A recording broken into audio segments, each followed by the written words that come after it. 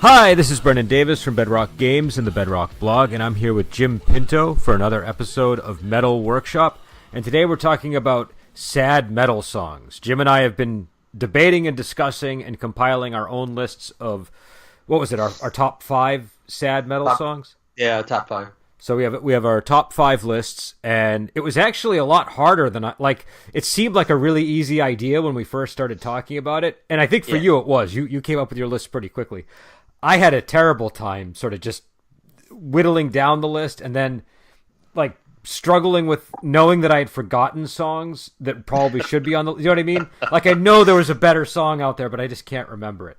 I even reached out to do a top 10.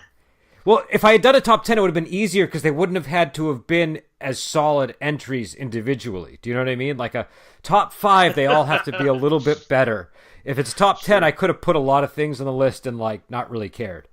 But, in fairness' sake, you sent me about 4 songs that were neither sad nor metal. Well, so here's the thing. So number 1, sadness is very subjective, right? Sadness is so subjective, and especially when it comes to music. The first thing they teach you when you're learning guitar is minor chords are sad and major chords are happy, right? And generally speaking, that's true. Minor scales are sad, major scales are happy.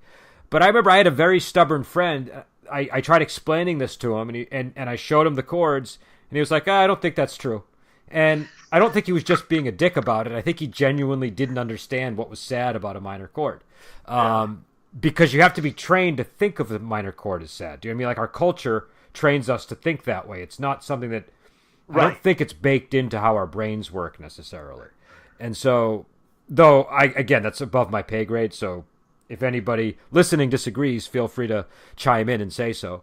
But I feel like with sad metal songs, one man's sort of moody, atmospheric song is another man's sad song, and sometimes like a sad song that has a little bit of uplift, for me personally, is enough to make it even sadder because it contrasts with all of the minor key stuff going on. Right, you know what I mean? Right. Oh no, I totally agree. I think if your song doesn't have some kind of crescendo, it's maudlin, right? It doesn't even classify as sad. It just remains this depressive state where you don't feel anything as a result of it. You just, okay. Yeah, and I think one of the songs on my list might trot into that territory.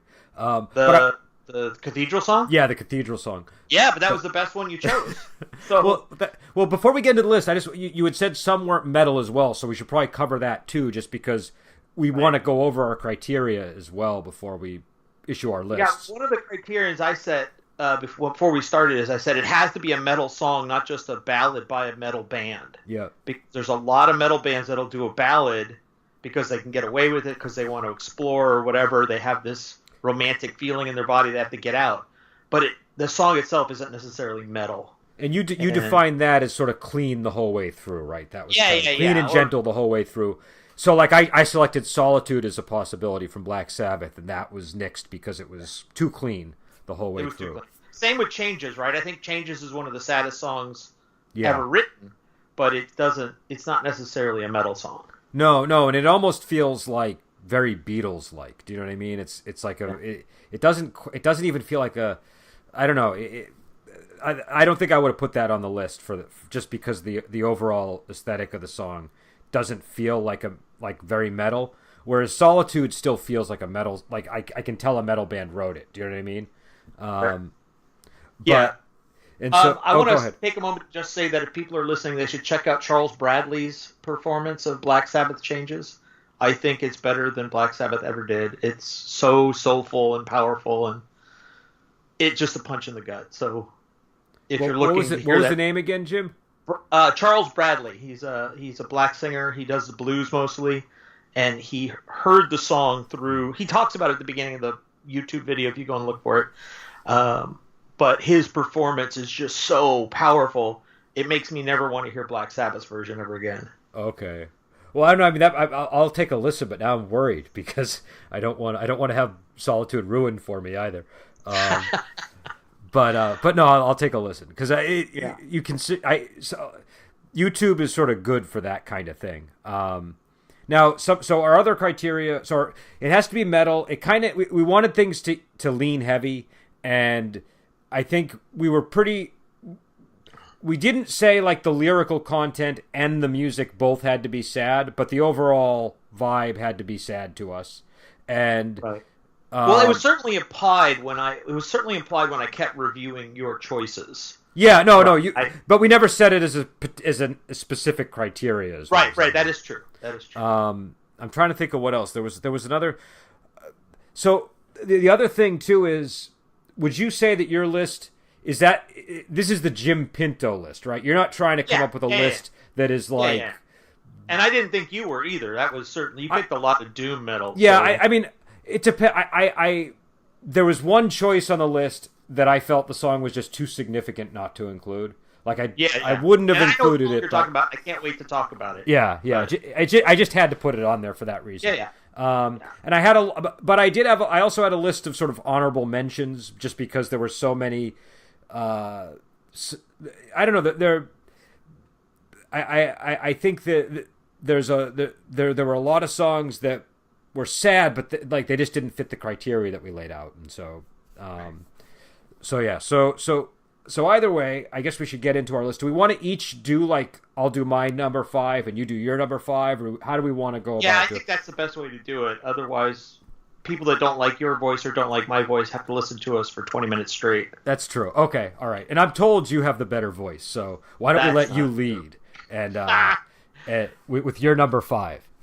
So my number 5 was Anthem of the Estranged by Metal Church. I think Blessing in Disguise is their best album. I know a lot of people like the previous two, but Blessing in Disguise I think is where their voice really matured. And there's 4 fantastic songs on that album. And Anthem of the Estranged is this 9-minute epic about homelessness. And it came out when I was 18 or 19 years old, I want to say. And 89 or something, right? That yeah. One? I just remember thinking, I don't remember homelessness being addressed in a song before. And it just still to this day resonates with me. It's such a good song. I'm pretty sure that's the first Metal Church album I ever got, because that was like right when I was getting into metal, and so I'm 100% sure. Remember those old Columbia Records things that people used to? Yeah. I had to have gotten it through that at that time, but and I haven't listened to Metal Church in ages, and I really forgot how good they were. They're an overlooked band. They didn't have one over compelling element in the band. Everything complemented itself really well. So they should have been part of, I think, that the Big Five or the Big whatever you want to call it. But because their sound was so smooth, I think in a lot of ways they didn't stand out. Well, they're kind of like Testament, not in terms of sound, but just in how they tend to get overlooked, in the genre. Yeah. And I like Testament too, but they just haven't, for whatever reason, not any fault of their own, they just haven't stood the test of time in public memory. Right. And I think it's the reason that you point to, because when I was listening to it, I was like, they sound sort of like if Skid Row didn't suck so much. This is what they might sound like. Do you know what I mean? Like if Skid Row were a little more in the metal zone than in the, I don't know, they were kind of sort of dancing on the line of hair metal, if I remember. Yeah. And that's Johann or whatever his name is, Bach. Sebastian Bach. Sebastian Bach. What a horrible. That's not no way. That's his real name. No, actually, I think it might be because his father was an artist, and it wouldn't. His father needs a punch in the nose. But then they'd have to have the surname Bach, and I think that's unlikely. Yeah. So I don't know. I think you're forced to. Then is that what you're saying? What was that? You're just forced to name your son Sebastian if your last name is Bach. I suppose. I mean, I think Sebastian is because so this has nothing to do with the list, but my wife. She is in love with the name Sebastian. And we don't have children, but she wants to name a kid Sebastian if we ever had one, and I won't do it. As much as I love Bach, it just sounds like the kind of name that the kid's going to get beat up their whole life. So, and I'll use the name Sebastian if I'm running a game or I'm writing a book and I need a villain. It's a great villain's name, but I would never name a kid Sebastian. That's just me. I just looked up Sebastian Bach. Some interesting info on this. His real name is Sebastian Philip. We are already off the path. No, we're going to get back on, but this is very interesting. His real name is Sebastian Philip Björk. Oh. So it's kind of... protected. Huh? That's even more pretentious. Yeah. I think that made it worse. So anyway, but this was a great song that you picked. And a great band, and I think it was definitely sad. And so, and overall, I'm just gonna say, I think for the most part, a lot of Jim's choices were sadder than mine, in terms of, because I think you were picking a lot of stuff from a period where there's a lot of good to draw on. Do you know what I mean? Like a lot of the Tool and Fate's Warning stuff. Like Tool is really sorrowful in the way that they write songs. So yeah. And Maynard's just a deep person. He's an intense guy. I've met him twice, and we haven't gotten to that choice yet, but I'll talk about Maynard when we get there. But yeah, I had no problems with this choice, and I thought it was great. And again, it's a band that if you vaguely remember them, you might want to revisit them, because I was genuinely surprised how much I had forgotten about this band, and then listening to them again, it was great. And so my number 5 is a song called "Reaching Happiness, Touching Pain" by Cathedral, and I don't know. This is it's off of the Forest of Equilibrium album, and it starts with a flute, and it basically is sort of like, how would I describe them? I don't have a guitar in front of me, but I think the guitar melody is basically like a descending chromatic line that keeps hitting this tritone, and the pattern is kind of mixed up a lot, and and it's really deep. I don't know what tuning they're using, and there's a harmony on top of it, and the harmony is really deep and weird too. But yeah, what was your reaction to this song? First of all, I thought it was the best one you chose. Of your 5. So it starts with a flute, which I should hate, and I don't. I thought it was really good. And then it just goes into this thrumming, deep doom. It's what I want out of doom metal, right? Go ahead. I'm sorry.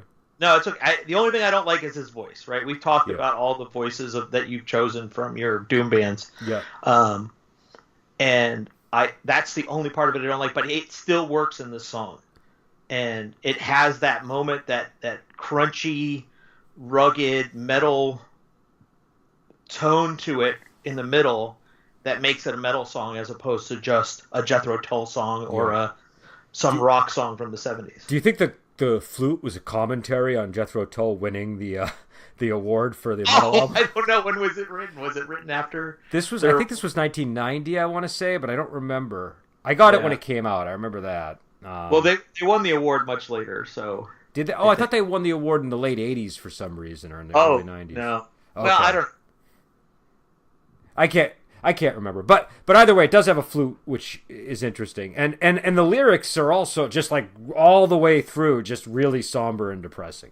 So Yeah. I really like those lyrics. I'm sorry? I really like those lyrics. Well, they were kind of cool because their lyrics weren't like, if you ever read like a Cathedral sleeve, the lyrics never felt like songs. They just felt like, I don't know, like prose almost. Do you know what I mean? Yeah. That's what it broke the rhythm that I'm used to. It felt like he was writing a poem. Yeah. It's out of meter, so to speak, and because of the way he's singing it, he could do a lot of things with it. And it broke all of my expectations, so I think that's why I liked it. Yeah, this bit. I mean, I remember when I encountered this song, I immediately showed it to my guitar teacher, thinking it would be easy for him to break down some of the stuff, and he was having a nightmare just trying to figure out what the guitars were doing exactly, and trying to establish what the actual pattern was. And it's just one of these, you know, it's a deceptively simple sounding song, but it really isn't. And yeah, so again, it's Cathedral. It's Reaching Happiness, Touching Pain off of Forest of Equilibrium. And this really is, you said it's like what you expect when you hear Doom.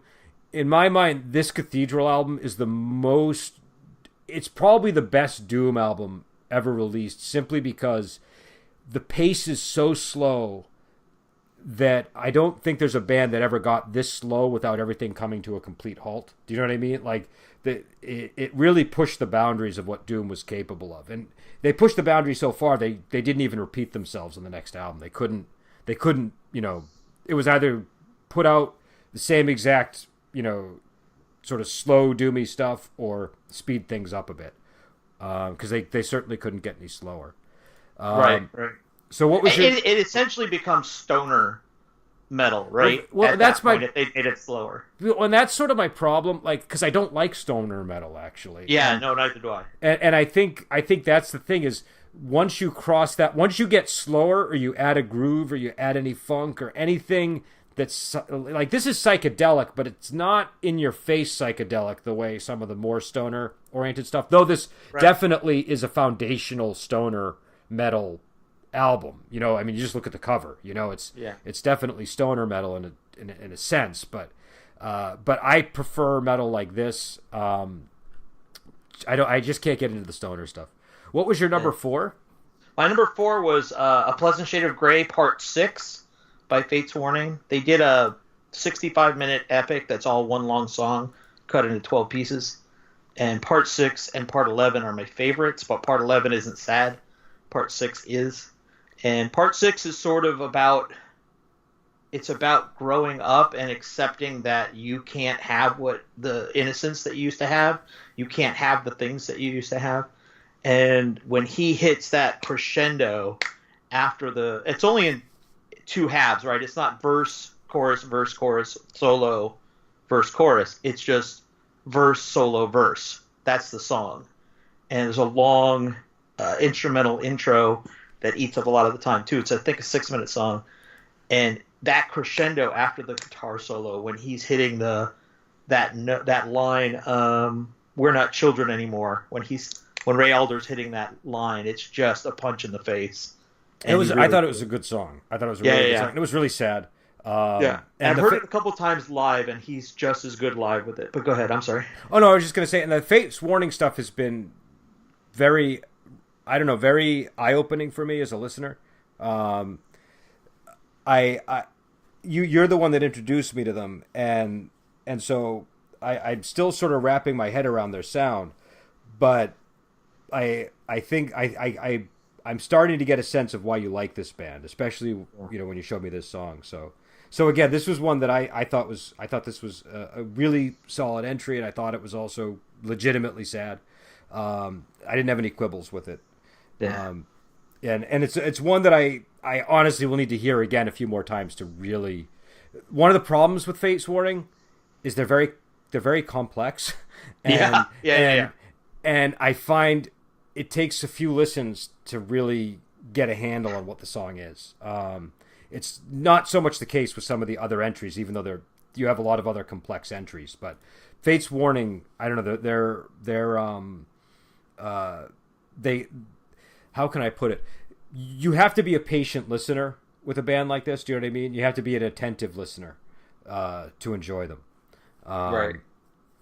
I have to tell this story. I got into Fates Warning in 86, 87 because of the River's Edge soundtrack.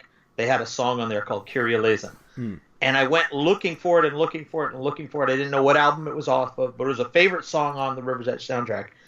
And it ends up not sounding like any of their other material. So when I hunt down all these other albums, everything's all over the place. Their albums constantly are changing. And I remember in my college years, they had some kind of repetitive albums that I didn't really care for. And then Pleasant Shade of Grey came out, and it blew my mind. Then Disconnected came out, and then Fates Warning X, FWX, which is their 10th album. It came out, and it was so different. I actually didn't listen to it after the first listen through. And they're my favorite band, right? And I listened to it the first time and I said, I'm not getting this. I said, I'll listen to it some other time. Yeah. Left it in my CD player in my car. The car got broken into, the CD player got stolen, and I didn't replace the CD for another couple years. So I went a long time not hearing that segment of their work. And now I find it to be their best album. I finally have come back and listened to it a bunch, and so is that the album when they went full prog, in your opinion, or is that... No, they went full prog with No Exit. I think they were already doing it with Awaken the Guardian, but they won't admit that they were. Okay. But if you listen to Awaken Guardian, that's the one we talked about where he's playing on the upbeat instead of the downbeat. Yeah. And so, which is really complicated to do. And so when I was listening to it in college, it was just breaking my mind, and that's how I fell in love with them. But had it not been for River's Edge, I never would have found them. Yeah, and playing on the Nobody's ever upbeat introduced me to Fates Warning. it's definitely tricky. It's the foundation of reggae, I think. Playing on the upbeat, if just to give people a handle on what an upbeat might be. Yeah. One of my guitar teachers was really into reggae, and I just remember it was the worst fit because I could not get into reggae, and having to do those darn upbeats all the time was very frustrating. Though I think I benefited from it. My number 4 was "In My Darkest Hour" by Megadeth. Which is off of "So Far So Good So What," and I don't know how you feel about that song. I thought it was a very obvious choice, and I don't have any problem with it whatsoever. It is a dark song, it is a sad song, and it is metal. I purposely did not pick this or the other one that you want to talk about because they're so obvious. Yeah. But that doesn't make them any less good. No, and so when I was compiling this list, I was tempted to avoid this one and the other one for that reason. But here's the reason why I include them. When I was in high school, I really liked the song "Fade to Black," and I really liked this song. I liked them so much, I recorded them off of CDs onto tapes back to back, again and again and again, so that I had a whole tape that was just "Fade to Black" and then "In My Darkest Hour," going all so basically an hour and 20 minutes of "Fade to Black" and "In My Darkest Hour." And so these songs obviously resonated with me when I was younger, and so I wanted to go with an obvious choice. But basically, I mean, it's. I guess my only comment on this song is when I was listening to it again today, just to verify that it was actually sad. I think the thing that I really like when I go back and listen to Megadeth and songs like this is just how unique his voice sounds, and how much he commits to the emotions, even if it's like this song veers into whininess, but it sounds sincere. So I'm always shocked at how honest a person he is, which comes across for a lot of people. They don't like it, because they don't seem to like his attitude, but I can't imagine him ever lying to anybody about anything. He just doesn't have that. He doesn't have that programming. And so when he's talking about something, when he's talking about his drug addiction, right, or when he's talking about getting kicked out of Metallica, he's telling you his raw emotion of what he's going through. He's not somebody that has that barrier that a lot of other people have between themselves and the real world. And I think that's probably why he ended up on drugs. No, I think that makes total sense, because I mean the drugs would be the thing that would sort of put the veil between those two things, right? Right. So I can definitely see that in his case. When I see him interacting with the guys from Metallica now, I can still see James and Lars kind of keeping him at arm's length, even though they're trying to be honest with him and try to rebuild a relationship. Because they've had him on stage with them since and everything else, but I don't think they've ever come to terms with, look what we did to our brother. This guy was somebody that rode with us for years and made our sound, and we still haven't treated him like an equal. Well, I gotta say, I mean, like, I was always a Metallica fan, but I'd say that story, what they did to him, that's pretty harsh. I know there's a lot of stuff leading up to it, but it's a pretty harsh way to treat a person. Right, and it's very possible you just couldn't have an honest conversation with him, right? Yeah.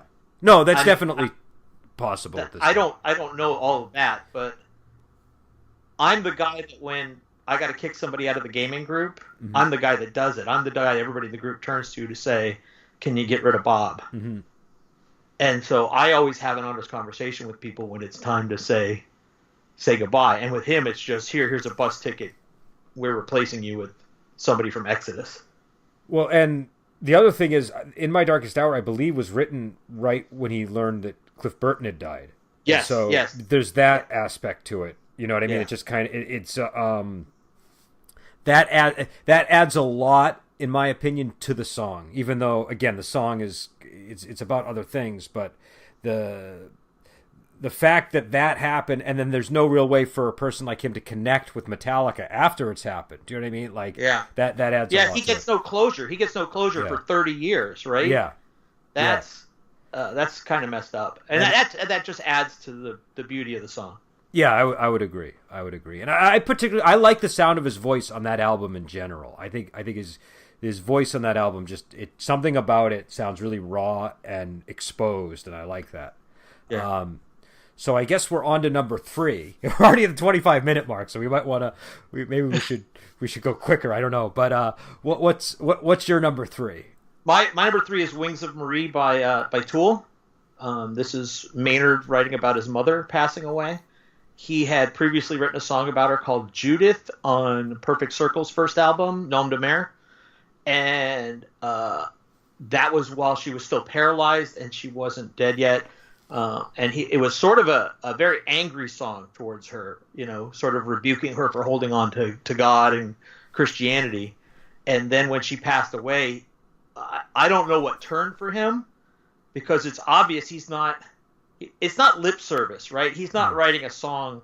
You listen to the whole thing, right? I listened to the whole thing, but I can't say that I've absorbed all the lyrical content like you have. So I've listened to it easily 50 times, 100 times, I don't know. But I'm still unpacking it. There's so much going on in that song. It's so rich. There's a catharsis obviously going on for him about her in the song, about her being this absolutely genteel human being that still believed in God, even though she spent most of her life paralyzed because of a stroke. Uh-huh. And to write that the way he does, and to compare her to angels, to do that in the face of them not really writing those kinds of songs in the past, it just elevates a song. And it's what, 14, 16 minutes? 17 minutes, this song. 17 minutes, yeah. Minutes. It's like Inagata Devita long. It's really long. Go ahead, I'm sorry. No, that's it. So it's definitely a sad song. His voice is definitely, a good fit for the material. Yeah. And this is, again, it's not, the song is great. I don't have any musical criticisms of the song. I just had trouble delving into the song like I did with some of the other selections here. I think it's part of the reasons why I drifted away from Tool after what was the big album they had after, what was their second album? It was Nima.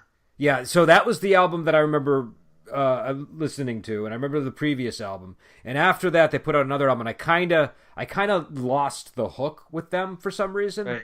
And I feel like this is another song where I get a little bit confused when I listen to it. But I don't want to be unfair to it, because it's obviously a very meaningful song, and I feel like I need to hear it some more times before I can really evaluate it. Do you know what I mean? But I was a little bit lost listening to it the first time. It's a lot. It's long, it's slow, it's plotting.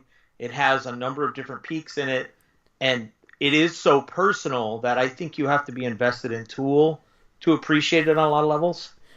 Yeah, that makes sense. And that's why, I think it's a great entry. I just need to sort of familiarize myself with it more, and I don't know how I'm going to feel about it until I've heard it like 10 times. Do you know what I mean? Like it's one of those kinds of songs, and it's a 17-minute long song. So it's sort of like when I first heard Child of Time, I didn't have a very strong opinion of it the first time, because it's so long and there's so much in there. Right. And I had to hear it several times to really decide what I thought about it. And this is one of those kinds of songs. But it definitely was a strong entry. Like I know, even though I was lost, I remember this song more than the other choices, just by the fact that I was sort of sitting there lost listening to it. Do you know what I mean? Right. So it's memorable. Yeah. Now, we're on number 3, correct? Number 3 for you, yes, sir. Number 3. All right, so mine was Melissa by Merciful Fate. Oh, no. And this was a slot that went through a lot of lineup changes. Right, I know. So this is sort of my last minute, selection. But go ahead. It sounds like you have some criticism, so I'm interested to hear them. Well, we know how I feel about King Diamond. Yeah. Actually, I don't know your full opinion, but I know that he's not your cup of tea. Yeah, he's not my cup of tea, and I don't think that the song is all that sad. I think that you'll hear a lot of repetition from this song to your other choice that we haven't gotten to yet. Yep. Because a lot of the riffs are easily borrowed from Melissa. And they're made better, I think, which is usually the case when people borrow a thing and then they can master it and they can do more things. But they would not have made even my top 50 choice for a sad song. It's fine that it's your choice. I think what was your previous choice in this slot? So my previous choices were "Don't Talk to Strangers" by Dio, right, and "Remember Tomorrow" by Iron Maiden. Yeah. So I don't know that "Don't Talk to Strangers" is sad. You don't find that? I find that terrifically sad. That song. Yeah. I don't know. Well, I think it's good. I think it's a great song, but I don't know if I would classify it as sad. Well, I don't think the Iron Maiden choice was very good either because the song is so empty, in my opinion. Okay, now empty, like you don't like the song "Empty," or just the tone isn't. The sad? Lyrics are so short and they don't really say much. I would agree with that. But my comment is I didn't like that singer. And so when I go back and listen to those albums, I'm only really listening to the guitar and the bass, and I feel like the guitar on that really carries the song, so I'm kind of okay with it. Yes, but correct. I was persuaded by your opinion that it wasn't maybe sad enough, and so I ultimately went with Melissa. Now here's the caveat with Melissa: it's sad, but it's sad in a comical sense. Do you know what I mean? It's sad in that King Diamond has this story about a witch that he's in love with that's murdered, and now he wants to get revenge on the priest. Do you know what I mean? It's not high art, and it's not something that anybody can probably relate to personally, but it's sort of moving in the way like, you know, a particularly dramatic kung fu or action movie or horror movie can be moving. So that's why I put it on the list. But it wasn't one that I thought was it isn't what's the name of the Tool song? Wings of Marie. It's not Wings of Marie sad. It's a different kind of sad. But yeah, so but also, what is your opinion of King Diamond? Because I am curious about that. Like, I thought we talked about this and like maybe we didn't record it. I just think that his voice is so cartoonish that it's either really really low or really really high, and there's nothing in between. When I'm listening to Rob Halford, I can hear him go through the ranges. When I hear King Diamond, it's just let me be as cartoonish as I can, because I just want to show you the 4-color comic book that is me. Yep. Okay. You want the spectrum. You want the gradient of the, you know, like I know exactly what you mean with Halford. Like Dreamer Deceiver is probably the best example I can think of for just how his voice can move from one end to the other.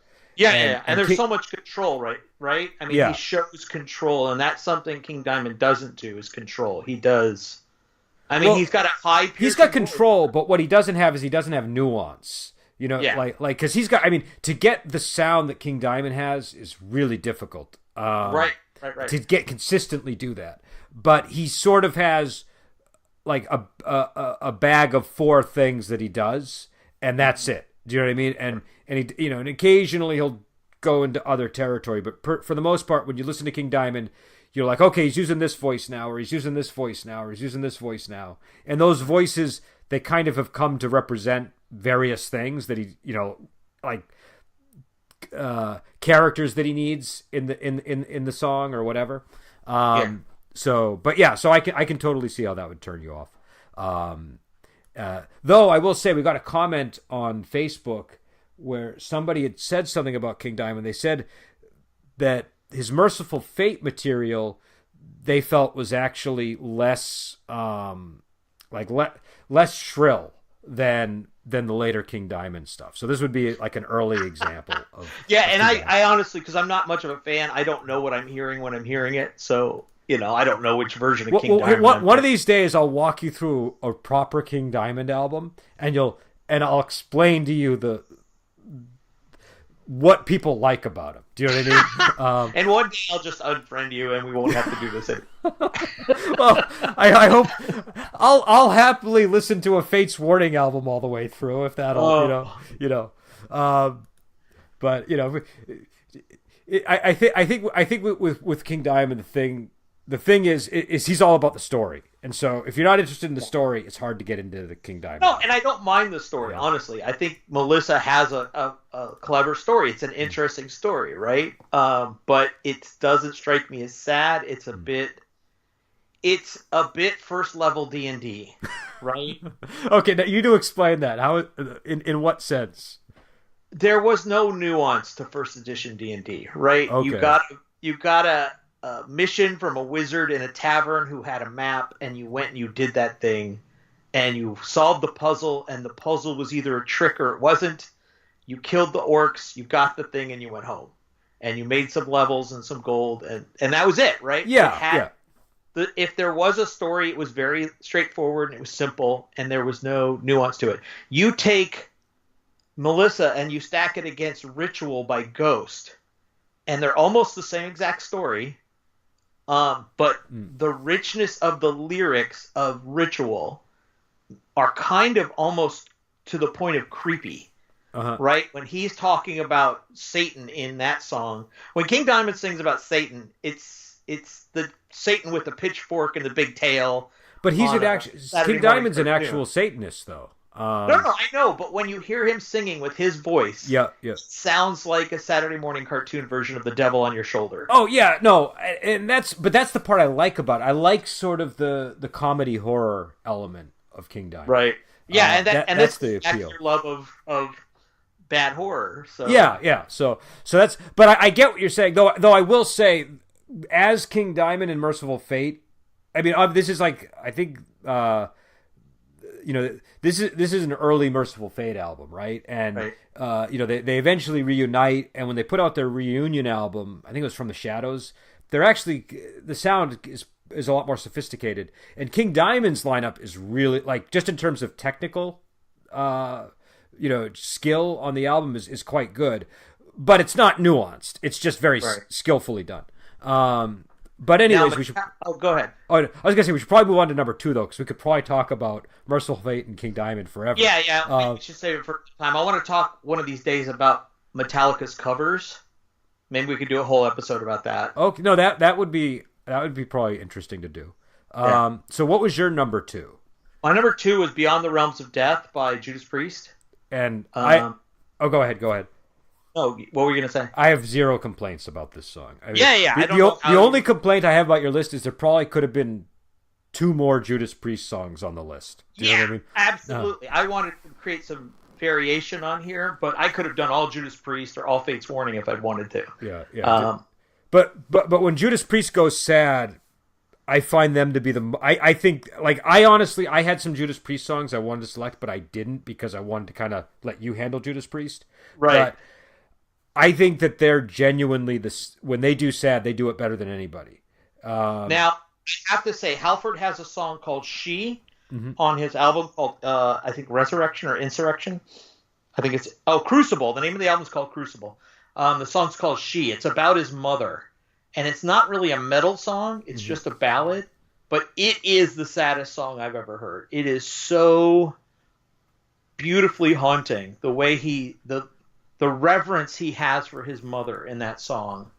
If you're a kid that has any love for your mom, that song's got to punch you in the gut.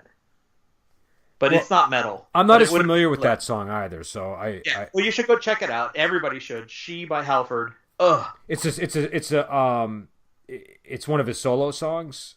Yeah. It's one of his solo songs when he was doing his own band, and it's a ballad. It's not a metal tune. There's nothing metal about it. We'll have to do a ballad edition at some point, but because I got some entries there. Can we do Poison and? No. It's got to be metal. It can't be hair metal. But yeah, I mean, anybody that knows Beyond the Realms of Death, it's a classic. We really don't need to talk about it. I would allow Petra before I allowed Poison into the mix. I had to listen to Petra as a kid, so yeah. I'm sorry. Another. I mean. I also thought, what was the song? Before the Dawn is another one of their songs that I think is really moving. And Here Come the Tears and Dreamer Deceiver. It could just go on and on. And he's just really good at moving you when you hear him. To me, Rob Halford reminds me of Freddie Mercury for some reason. in his ability to move me as a listener. And so I always thought of him as like the metal version of Freddie Mercury, just because he can do like these powerful and aggressive things with his voice, but he can also go really gentle and soft and tender, and not a lot of metal guys can do that. Right. When we have conversations about Candlemas and what's the other one? Eternus? Solitude Eternus. Solitude Eternus. See, I remembered the words. I got them in the wrong order. When we talk about why I don't like those bands, it's because they're just doing Rob Halford's highest voice all the time. Yeah, right? well, I think Solitude Eternus is doing something. They're trying to do just kind of a higher, lighter, clean metal voice. Do you know what I mean? Yeah. Like I feel like Candlemas, I don't think they're doing Halford, actually. I think Candlemas is the realization of the promise of Dickinson. Dickinson, no, because when I first heard Bruce Dickinson. Yeah, okay, Bruce Dickinson. Okay, yeah. When I first heard Bruce Dickinson, I was like, "Oh my god, he sounds like an opera star." Because, I grew up in a house where Italian opera was often on the record player. And because he did the vibrato. But obviously Dickinson doesn't take that to its extreme. He's not doing actual opera, but Messiah Marcolin's singing like an opera singer, or he's at least doing his best to sound like one. So I see that as coming from Dickinson. I think I think the lineage there goes to Dickinson. But that's a fair comparison. Yeah, but I don't know where the Solitude Eternus lineage goes. I think what they're doing is there were bands like Trouble, the band that I showed you, and Sirith Ungol, and some other bands that were important to the formation of Doom. And the singers all kind of have these high-pitched, really rough-sounding vocals. And I feel like they took that and they were just trying to be cleaner. Do you know what I mean? Just a little bit softer and lighter. But I don't really know. I could be wrong. But anyways, my number 2 choice was, and I know this is one that you probably had some disagreements with because we had some conversation about it. But I chose "Dying Inside" by Saint Vitus, and so I'm gonna give you the floor to vent any grievances you have with this. I don't have a lot of grievances. I almost question if it's metal or not. It's very southern rock, and they're very hillbilly. You can see that. I watched the live version when you sent me the name. Okay. The live version might be different than the album version, but that's still maybe. I didn't like the lyrics. I thought they were a little too on the nose. Mm-hmm. And when you're on the nose, there's no other feeling you're supposed to have. Here's the feeling you get to have. I drink too much. Yeah. That's not a lyric. But that said, I liked the instrumentation of the song. And even though you joked about the drummer, I was enjoying his theatrics in the live version. Well, go ahead. I was gonna say with Doom, like the sound's so slow, you can't really you're not gonna the danger with drumming is losing the beat in Doom. Do you know what I mean? So it's not it's like the opposite of what you would get in prog and stuff, where you just tend not to have as much variation. And if you do, it's with bands like My Dying Bride, but this was much, just a much more straightforward thing. Yeah, I'm fine with on the nose lyrics like this. Do you know what I mean? Like as long as I feel like it's coming from a real place, which I don't. My understanding is I think the guitarist wrote the lyrics, even though the singer is the one who's the wino. So I don't know. I don't know for a fact that this is somebody's experience, but it sounds like a real experience to me. And so, and it kind of, sounds like, like I used to listen to, some old blues stuff and things like that. And it's that kind of sad song. Do you know what I mean? It's a little bit on the nose, but, that's fine with me. I think I don't know. This is a song, for whatever reason, when I was younger, this song connected with me, even though I wasn't an alcoholic. Right. And I just was fascinated by it. But then over time, as I got older and I saw more people that have this problem, I felt that it painted a picture of alcoholism that's pretty accurate to what happens. Do you know what I mean? So, it just kind of worked. And I feel like in this genre of metal, addiction is something that's generally not not covered that much. So it was kind of interesting to have a band cover. I would certainly say Metallica did a better job with the topic with Master of Puppets, like in terms of lyrical content. But this song, the chorus, I think is very, I don't know, that's a pretty miserable sounding person. Do you know what I mean? Right. Again, that was the other thing I wanted to explain about our criteria. I was not worried about whether a song was the best sad song. I was just worried about whether it was sad. So I honestly, I liked it, right? Which I shouldn't have, but when I was looking at the lyrics as I was listening along, I just thought this part could be better. But the rest of it, I understood why it was in the category, and I actually really appreciated what they were doing, even if it was a little bit on the swamp side. And they were a very influential doom metal band, so they were kind of like a foundational band in terms of just where the genre came from and went. But what was it? The album it's from is called Born Too Late. However, I was into metal after Saint Vitus, so I came to them via a compilation album called Heavier Than Thou.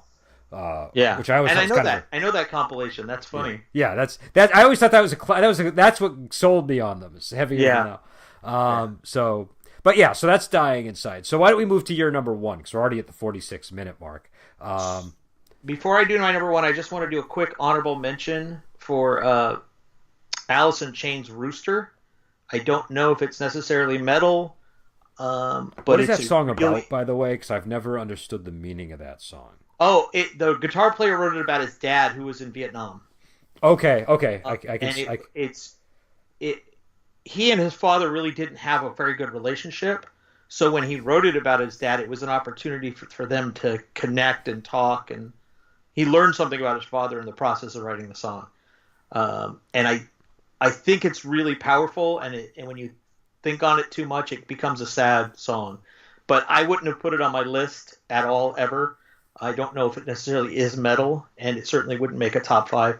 But it is one of those songs that if you go and you read the lyrics as you're listening along, or you listen to the interviews about it, it's another punch in the junk kind of song. Okay, yeah, I do. I mean, that song got played on the radio a lot, so I do remember that song. But I would agree. I think that one's definitely, even though we've debated how to classify Alice in Chains, that song is one I wouldn't group into a metal category, even if I was willing to put them into a metal category. So my number one is Redemption Memory. Redemption is a sort of offshoot progressive metal band. They had a lead singer on the first album, and then they got Ray Alder from Fate's Warning to join.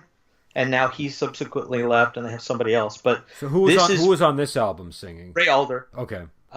This is from the album Origins of Ruin, and there are no bad songs on this album.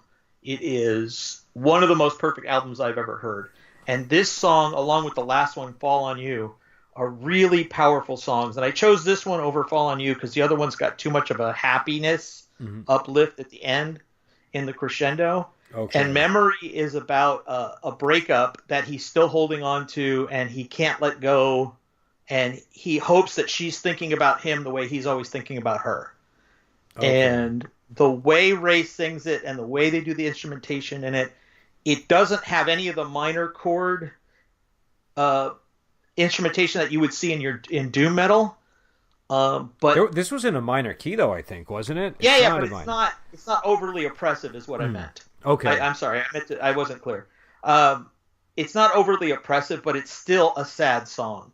And the idea that, and I've talked to Nick, the guitar player and the songwriter for the band, and he is one of those guys that he's really invested in his daughter, and he still holds on to the past of things that he's done wrong.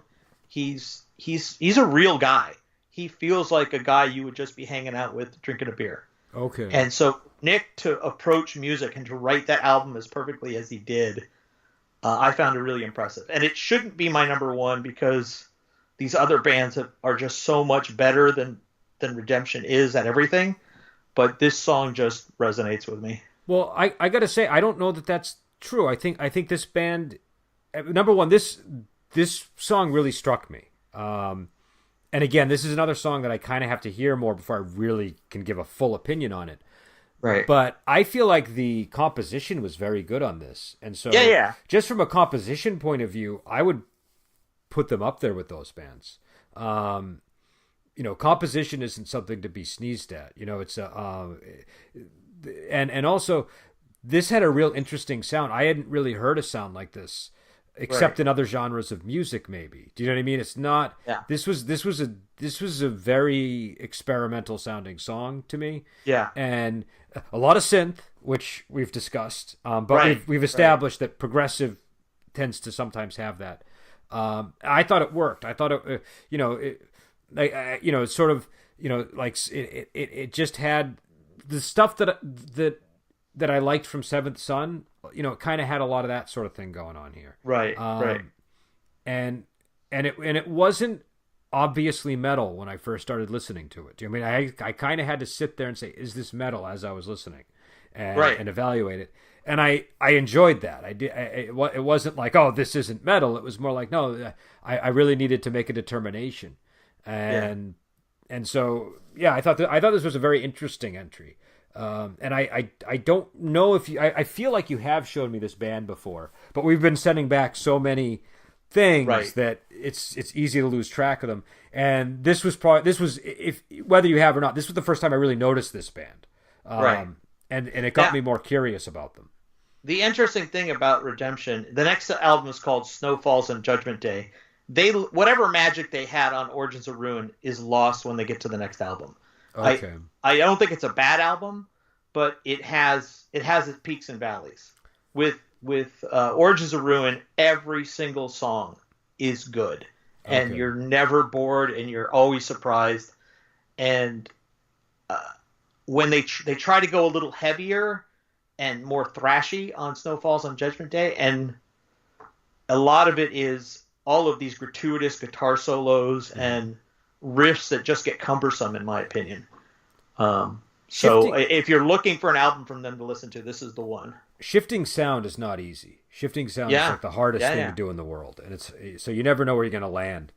It's easy to say, let's try heavier, and then you don't know what that group of people will sound like until you get there.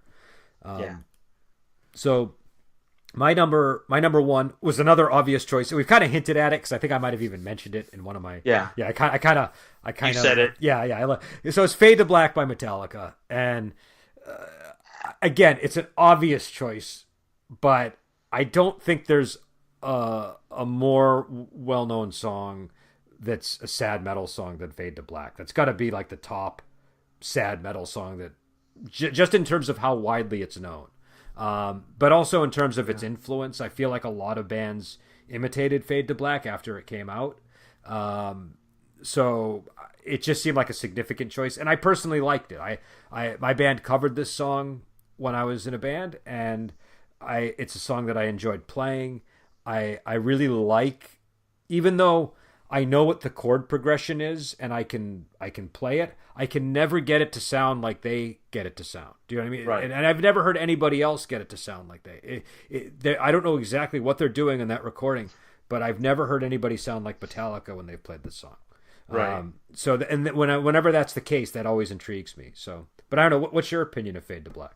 No, I think this was an obvious choice too on the list, and I think it was a good choice. I wasn't going to pick it because I knew you were going to, and I think a lot of people like to say that One is a better song, and I disagree entirely.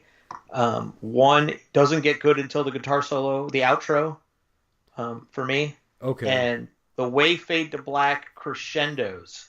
One of Metallica's failings as a band, and I know everybody thinks they're the best, one of their failings is they're very repetitive. Mm-hmm. And they don't have a lot of songs that crescendo the way a metal song should crescendo. And a lot of that at these early years for Metallica was James Hetfield's voice. He could only do so much. He wasn't trained. He didn't really learn how to control his voice very much. And so they just sing every verse and every chorus with the same power. Okay. And so you get to a song like Fade to Black, and you can hear his voice not only rising, but the tension of the song is rising, and that outro on Fade to Black, they don't have anything else like it. No, so Fade to Black is a superior song to One, like right down the like. I understand why people think One is better because they're more fine tuned by the time they get to One, and so the composition sounds tighter. They have that classical style guitar playing, which is not an easy thing to do, but just from the beginning and that solo that comes in over the opening riff, that's like a magical like, and the way that solo and the riff ultimately lead into the chord progression, it's really like I mean now it's not surprising because everybody knows the song, but the first time I heard it, that shift is really dramatic, and it's not an obvious choice. Like I that's a really hard transition to compose in music. And so I think that Fade to Black's really well written, and it's one of these songs that like it's almost like the song they had to write in order to write other songs like One. They wouldn't have been able to write One if they hadn't written this song. And One is the same damn chord anyways, right? Like that opening riff in Metallica, and again I don't have a guitar so I can't illustrate it. But it's like an E. It's like a weird kind of an E chord that Metallica always uses in their songs. And One is it's also the same pattern that you see in like Crazy Train and stuff. But it's in One, it's just a variation on that chord. So they're kind of covering the same ground with One as well. Yeah. Well, they Ride the Lightning, Master of Puppets, and A Justice for All are the same album 3 times. They just get more and more proficient. Yeah, I would agree with that. I mean, the songs are in the same order. The first song on the album is always a big thrash song, and the last song is always an even bigger thrash song. And they open with the sort of same kind of, at least on I can't remember how Injustice for All opens, but Ride the Lightning and Master of Puppets both open with a very harmonious, melodic introduction, and then you know, all of them do. It's the same format, and that's fine. I'm actually okay with that. I quite like that actually. I feel like that sets the stage for this is what you're about to hear. So you if they don't tease that melody at the beginning, you're not open to it later on when it becomes important. Do you know what I mean? Yeah. There's a Crying Baby on Anima by Tool, and right before the song Anima, in fact. And one of the points of doing that was to cleanse your palate for what you're about to hear, because a crying baby is the most annoying sound out there. Okay, it's been studied that the most annoying sound in the world is a crying baby, and so they have this crying baby at the end of, I think it's Die Eier von Satan or whatever the song was that they did there, and right before Anima, and they put this little sound of a crying baby. Maybe it's not. It's a different song, but it's a bunch of static and then a crying baby, and that cleanses your palate for what is the best song on the album.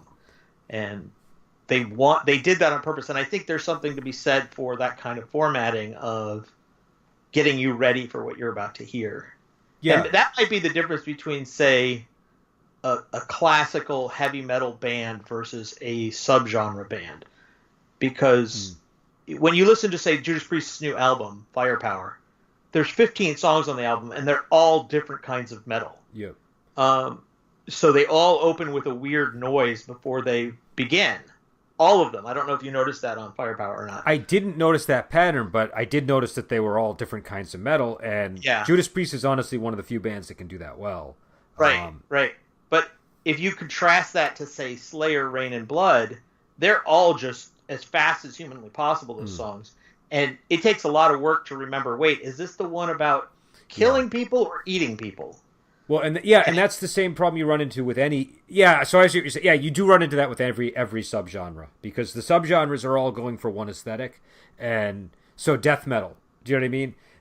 They can mix it up, but you have to really be into death metal to hear the distinction between songs. And the same thing with, speed metal or thrash metal or, doom metal. If you're not a fan of that subgenre, someone just coming in, it's all going to kind of sound pretty similar. Yeah. And that's one of the weaknesses of subgenres, I think. I think that's changing though. I think that people are mixing things up a little bit more now, but I don't know. I feel like it's sort of a paradox because or a dilemma, because on the one hand, if you're a part of one of these subgenres, you have to adhere to the aesthetics of the subgenre, and if you do, then you're sort of committing the crime of this sort of, I don't know what you would call it, this extreme consistency that it's one of the things that I notice when I go back and listen to the genres that I used to like a lot. Like when I go back and listen to Doom, I enjoy it, but I can't help but notice that. Do you know what I mean? That, gee, this song sounds an awful lot like the 8 other songs in this album. Now, what about with progressive music? Because that is a subgenre too. So what is your feeling on progressive metal and its handling of the consistency issue?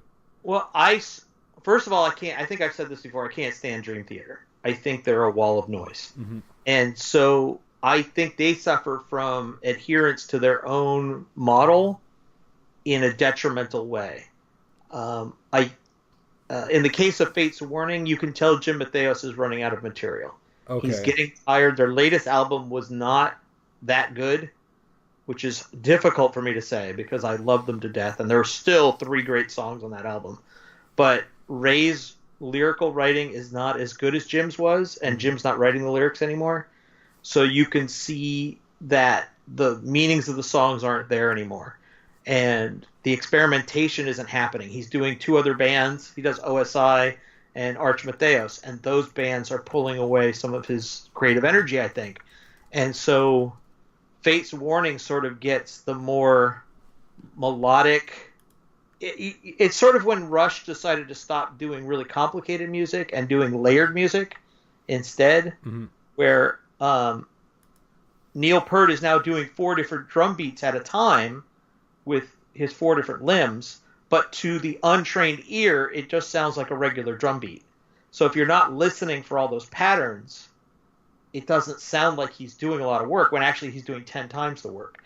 And I think that's what happened with the new Fate's Warning album, and what happens with a lot of prog is that experimentation takes you so far into your technical range that once you're doing it perfectly at a really high level, it actually is imperceptible that you're actually doing anything.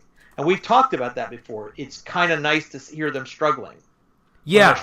With music, you hear the work that's going into it. And even when you watch Jim playing live, he's not breaking a sweat, right? He's that good at what he does. That's so I don't know if I answered your question. No, and the hearing them sort of struggle it's why I point to Randy Rhoads as like my favorite neoclassical metal guy versus some of the later guys that sounded better, but you didn't hear the muscle on the string. Right. Do you know what I mean? I like hearing that. It's why I like Brian May as a guitarist. Do you know what I mean? Because I can hear him picking each note. Do you know what I mean? Right. Like he's not just using technique to flow over the notes all the time. Though he's very technically proficient. So I want to hear the effort and the struggle in the songwriting, in the sound.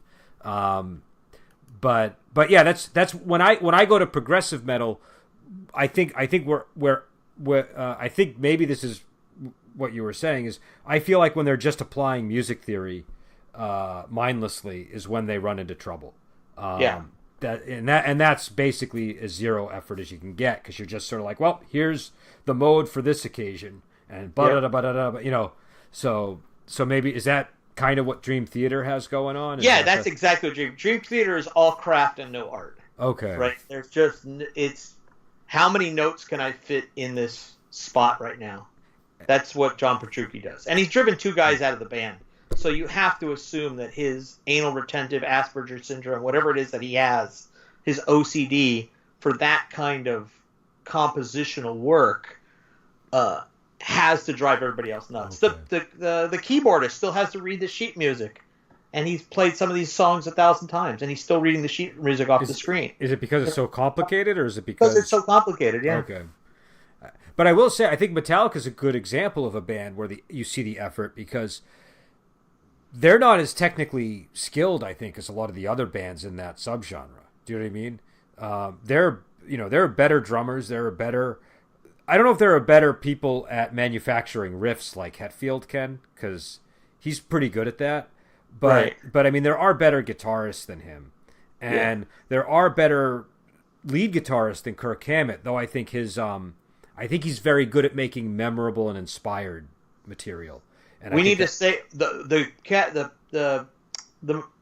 playground we're about to go into with this conversation is going to eat up our Metallica. Yeah, because I have some things to say about James Hetfield's ear, and the whole band is based around his ear, in my opinion. But I would say that's probably true.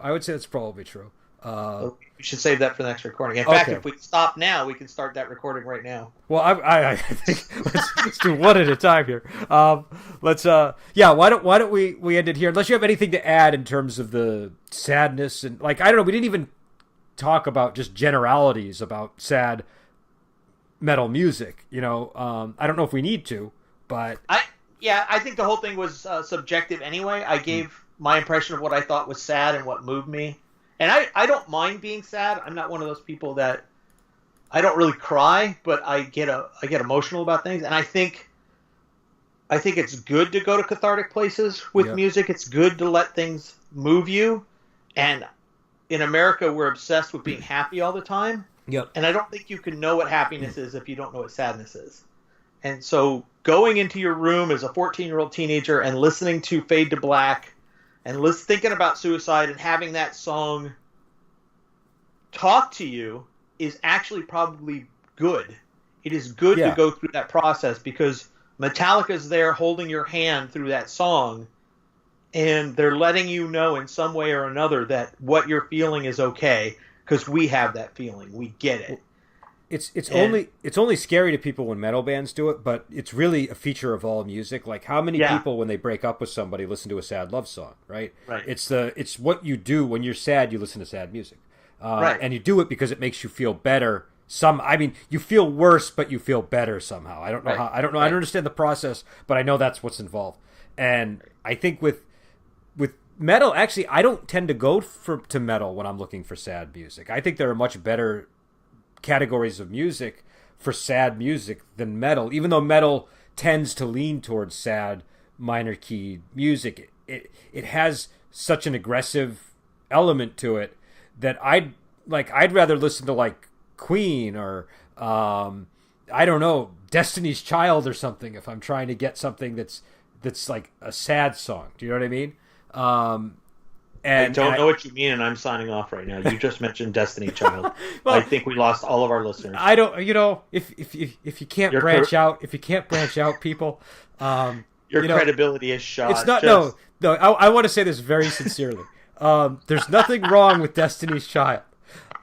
I like music like that. I think it's important to be open to other kinds of music, and one of the things that I had a hard time with when I was first into metal and first learning to play guitar was allowing these other types of music to filter in so that I'd have different things that I could use when I'm making my own music. Do you know what I mean?